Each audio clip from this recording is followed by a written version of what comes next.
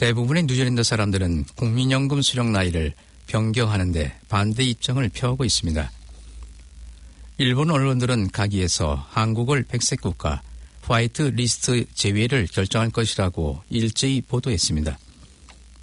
북한이 오늘 새벽 미상의 단거리 발사체 2발을 발사했습니다.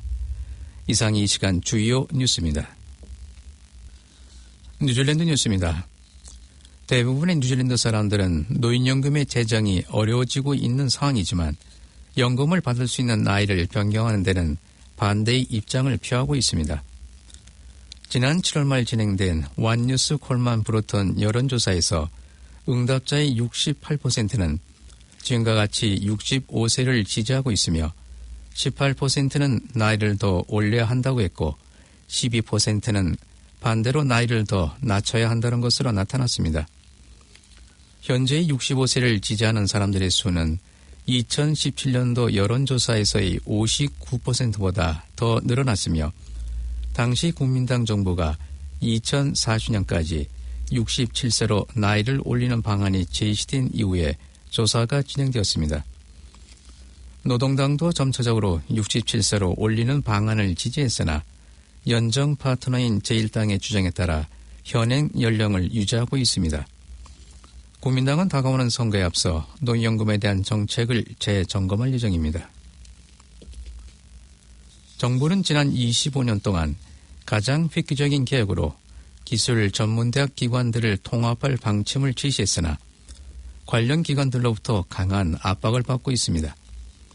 그리스 히킨스 교육부 장관은 장기적 기술 인력의 부족과 학과 교육 내용과 현업에서 요구하는 수준이 맞지 않으며 더구나 기술 과정들이 재정적으로 어려움을 겪고 있다고 밝히며 장관직을 맡은 이후 최우선 목표로 밝힌 바 있습니다. 지난 한 해 동안 정부는 기술 전문 과정의 폴리텍에 대해 1억 달러의 재정적 지원을 했으며 앞으로도 더 많은 지원이 필요할 것으로 보입니다. 지난 2월 히킨스 장관은 폴리텍 통합 계획을 발표하고 현업에서 원하는 기술 인력 양성을 제시했으며 전국의 폴리텍을 통합하여 관리하는 방침으로 전국 16개 전문대학들을 7개 기관으로 점차적으로 합병하는 계획을 오늘 발표할 예정입니다. 전체적으로 3억 달러 이상의 비용이 소요될 것으로 예상되고 있으나 각 관련 기관에서는 강한 반대의 뜻을 펴고 있습니다. 국민당의 쉐인 레티 대학교육 담당위원은 이로 인해 수천 명의 직원들이 일자리를 잃게 되며 많은 비용과 인력들이 희생돼야 하면서 계획대로 결과가 나올 것인지에 대해 의문을 제기했습니다. 의약품 관리기관은 2개의 체중 조절 제품에 대해 처방약 성분이 함유되어 있다고 밝히며 이를 섭취하는 사람들에게 주의를 당부하고 있습니다. 메드세이프는 고린 디톡스와 고 디톡스 2개의 제품을 섭취하는 사람들에게 공급자에게 반품하거나 안전하게 폐기 처리하도록 경고했습니다. 이 2개의 제품에 대한 검사에서 레벨에는 기재되어 있지 않은 시부트라민과 펜터민 성분이 들어있는 것으로 나타났습니다. 시부트라민 성분의 약들은 뉴질랜드에서 체중 조절 기능으로 판매되었으나 심장질환 관련 부작용으로 2010년부터 국내는 물론 세계적으로도 사용이 금지되었습니다. 펜타민 성분 약들도 변비와 배변을 완화해주는 기능이 있으나 뉴질랜드에서는 더 이상 처방되지 않고 있습니다. 메디세이프에서는 지금까지 부작용에 대한 신고가 한 건 접수되었지만 이와 관련된 내용을 유통업자들에게 통보했으며 보유하고 있던 재고 제품들은 모두 수거 압류하고 있다고 말했습니다. 거대한 연료회사인 BP에서는 어제 정오까지 오클랜드와 크라이스트 처치 특정 주유소에서 무료 주유 이벤트를 실시했습니다. 무료로 연료를 넣을 수 있는 시간은 낮 12시까지로 오클랜드 올미스턴 로드에 있는 BP 커넥트 올미스턴에서 크라이스트 처치는 글로우세스터에 있는 BP 커넥트 달링턴 주유소에서 실시했습니다. 어제 오전 11시부터 낮 12시까지 1시간 동안 실시한 이 무료 주유 이벤트 소식을 접한 운전자들은 해당 주유소 앞에 길게 줄을 서게 되었습니다. BP는 피오로나스 이벤트 출시를 기념하기 위해 프로모션이 진행되었다며 AA 스마트 연료와의 파트너십을 축하하고 고객들에게 감사의 말을 전하기 위해 준비되었다고 말했습니다. Fuel on Us 캠페인은 8월 4일 일요일부터 9월 11일까지 6주 동안 진행되며 이 프로모션에 당첨되는 10,000명은 6주 동안 매일 최대 50리터 연료를 무료로 사용할 수 있는 기회를 획득하게 됩니다.